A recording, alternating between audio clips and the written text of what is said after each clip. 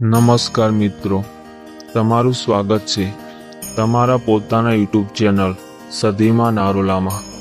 આ ચેનલ પર આપને સનાતન ધર્મ, આપણા દેવી દેવતાઓ, લોક દેવતાઓ, ધાર્મિક કથાઓ અને આપણી પરંપરાઓ સાથે જોડાયેલી રસપ્રદ માહિતી તમારી સુધી પહોંચાડીએ છીએ।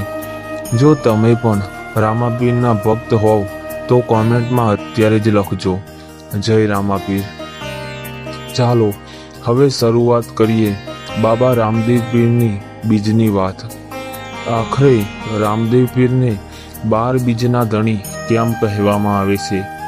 લોકમાન્યતા પ્રમાણે જ્યારે રામાપીરનો મહિમા ચારે તરફ ફેલાવા લાગ્યો ત્યારે 12 ધર્મગુરુઓએ તેમની કસોટી લેવાનું નક્કી કર્યું।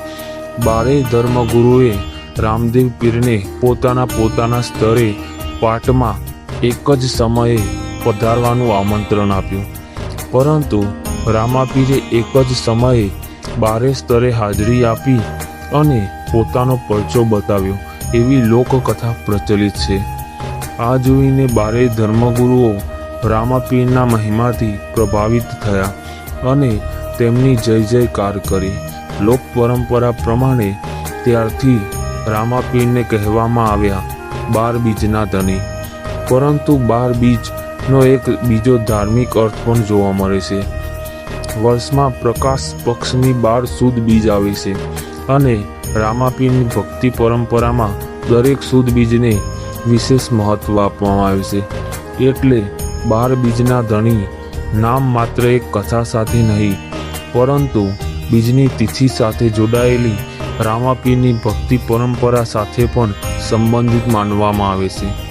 પરંતુ મિત્રો, એક વાત ખાસ યાદ રાખજો, આ બધી વાતો રામદેવ પીર સાથે જોડાયેલી લોકમાન્યતા અને ભક્તિ પરંપરા છે। તેને આધુનિક ઐતિહાસિક પુરાવાથી સાબિત થયેલી ઘટના તરીકે રજૂ કરવી યોગ્ય નથી। ભક્ત માટે તેનો સૌથી મોટો અર્થ છે।